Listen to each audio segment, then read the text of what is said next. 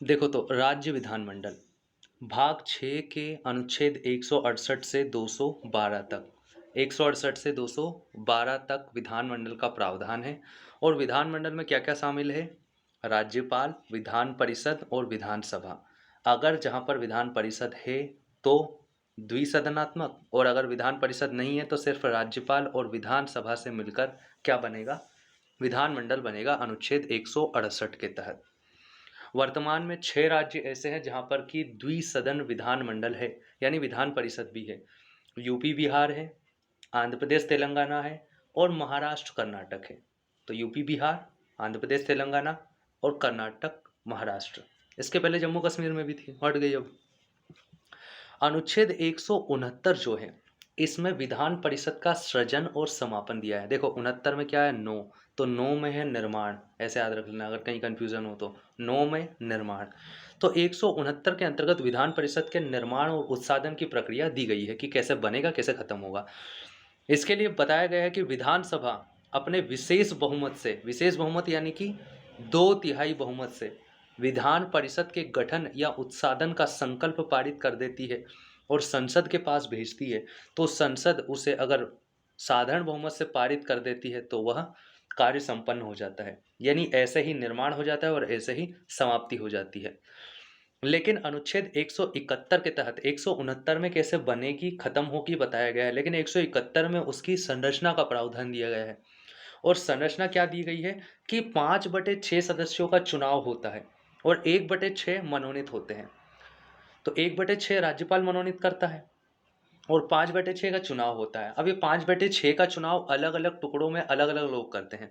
जैसे 1/3 लोगों का चुनाव करता है विधायक, जितने भी विधानसभा में बैठे हैं, और 1/3 ही लोगों का चुनाव करते हैं विधान परिषद के, जो भी नगरीय निकाय या ग्रामीण पंचायत है उनके अध्यक्ष और सदस्य मिलकर। ठीक है? तो 1/3 यानी जो भी नेता लोग हैं, छोटे नेता, बड़े नेता, 1/3 ठीक है ना?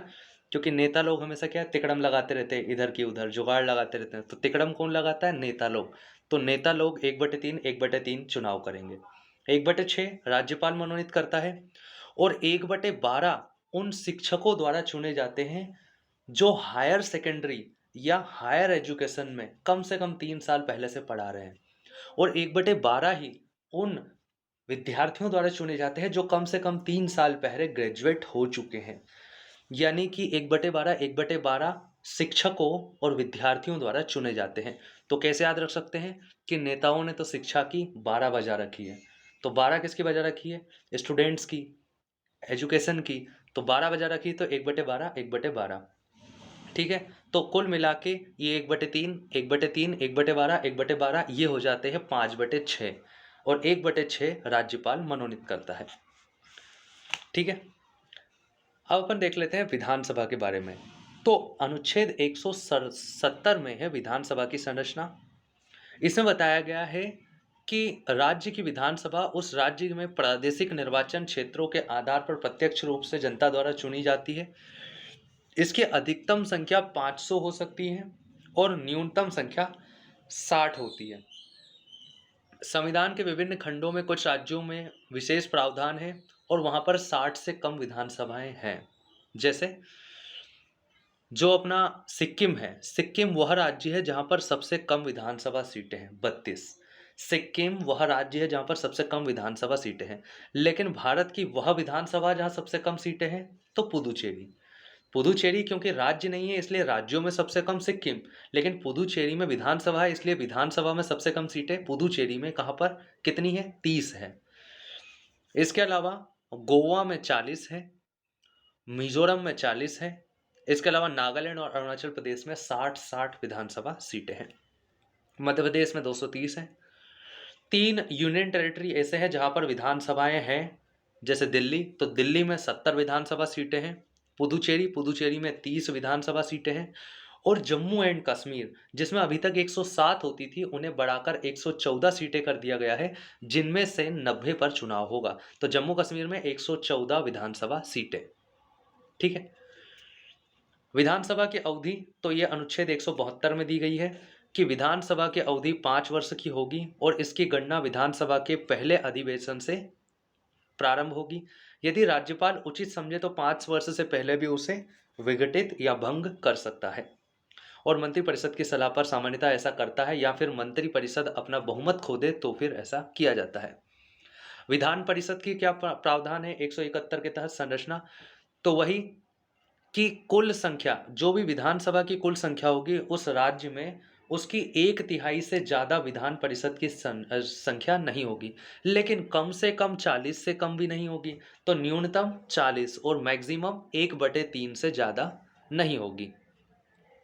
लेकिन और 171 में ही इसकी संरचना के बारे में बताया गया है कि 1/3, 1/3, 1/6, 1/12, 1/12 कौन चुनेगा, कितने मनोनीत होंगे।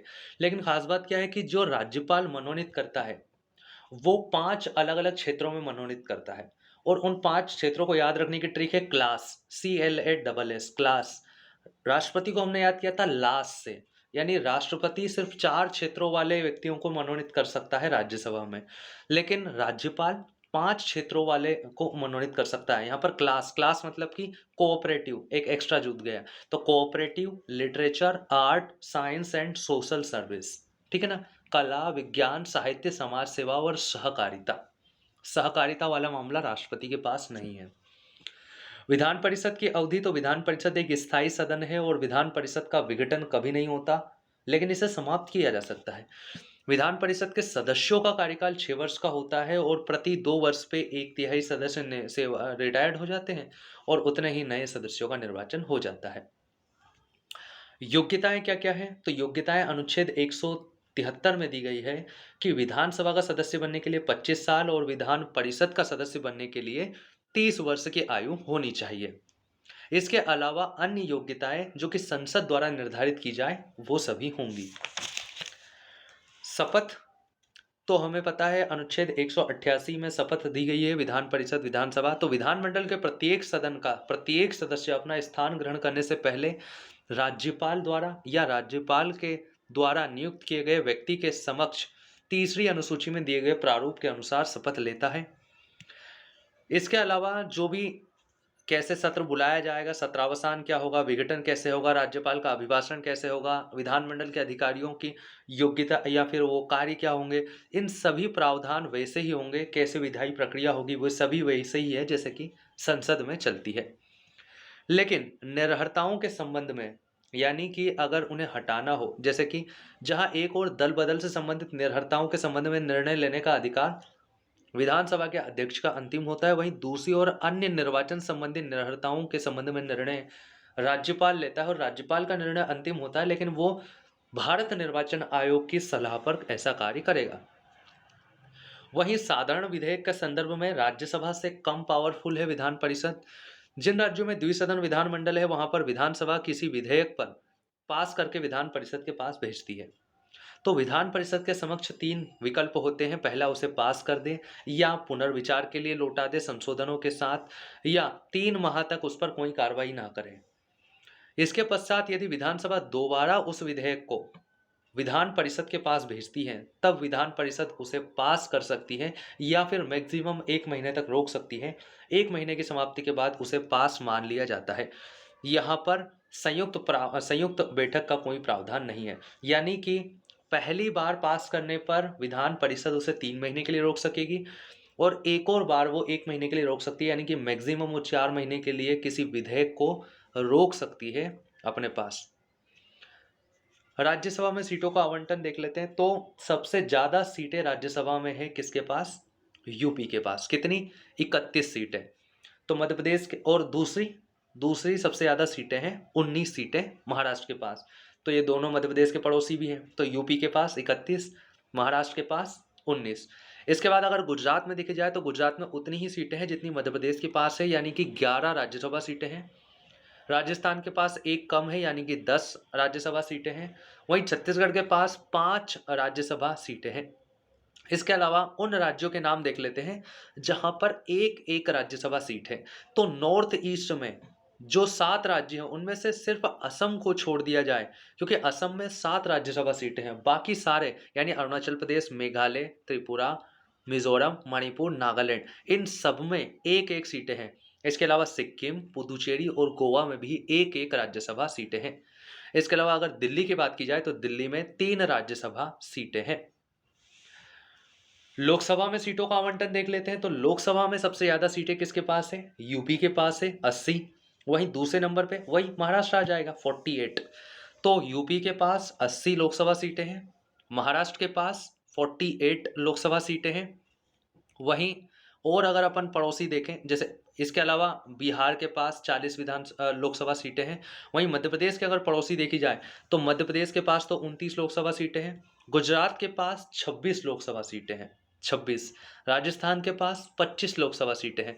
वहीं छत्तीसगढ़ के पास 11 लोकसभा सीटें हैं। ठीक है, तो अपने यहाँ पर जितनी राज्यसभा सीटें हैं मध्य प्रदेश में, उतनी छत्तीसगढ़ के पास लोकसभा सीटें हैं। तो छत्तीसगढ़ के पास 11 लोकसभा सीटें, राजस्थान के पास 25, गुजरात के पास 26, मध्य प्रदेश के पास 29, बिहार के पास 40, महाराष्ट्र के पास 48, यूपी के पास 80 लोकसभा सीटें हैं। अब अपन उनको देख लेते हैं जहाँ पर एक एक लोकसभा सीटें हैं। तो मिजोरम के पास एक है, नागालैंड के पास एक है, सिक्किम के पास एक है, अंडमान निकोबार, चंडीगढ़, दादर नागर हवेली, दमन दीव, लक्षद्वीप, पुदुचेरी, इन सब के पास एक एक है। दिल्ली के पास 7 लोकसभा सीटें हैं। विधानसभा सीटें देख लेते हैं, तो सबसे ज्यादा विधानसभा सीटें हैं यूपी के पास, कितनी? 403। और विधान परिषद भी यहां पर है, तो विधान परिषद की सीटें यहां पर है 100। किसका? 403 का 1/3 मैक्सिमम हो सकता है तो उससे कम है, और मिनिमम 40 हो सकता है तो 40 से ज़्यादा है। पश्चिम बंगाल के पास दूसरी सबसे ज़्यादा विधानसभा सीटें हैं 294। कितनी? 294। बिहार के पास 243 हैं, बिहार के पास 243, मध्य प्रदेश के पास 230। इसके अलावा राजस्थान में विधानसभा सीटें हैं 200। मध्य प्रदेश के अगर पड़ोसियों की बात की जाए तो राजस्थान के पास 200। गुजरात के पास 182, इसलिए सरदार वल्लभ भाई पटेल की मूर्ति की ऊंचाई भी 182 मीटर रखी गई है, क्योंकि वो लोकतंत्र को दर्शाती है। ठीक है, इसके अलावा छत्तीसगढ़ में 90 सीटें हैं, पंजाब में 117 सीटें हैं, हरियाणा में भी 90 सीटें हैं। वहीं और कोई अपना पड़ोसी बचा क्या? दिल्ली में 70 है, अपने को पता है। पुदुचेरी में 30 है, सिक्किम में 32 है। इसके अलावा गोवा और मिजोरम में 40-40 है। तो यूपी में 403 है, छत्तीसगढ़ में कितनी है? 90 है, महाराष्ट्र में कितनी है? 288 है, गुजरात में 182 और राजस्थान में 200 है। विधान परिषद की सीटें देख लेते हैं, तो सबसे ज़्यादा विधान परिषद यूपी के पास है, 100 विधान परिषद की सीटें हैं। महाराष्ट्र के पास 78 है, बिहार के पास 75 है, वहीं किसके पास? और कर्नाटक के पास भी 75 है, आंध्र प्रदेश के पास 58 है, तेलंगाना के पास 43 है, और जम्मू कश्मीर के पास पहले होती थी, अब तो नहीं है।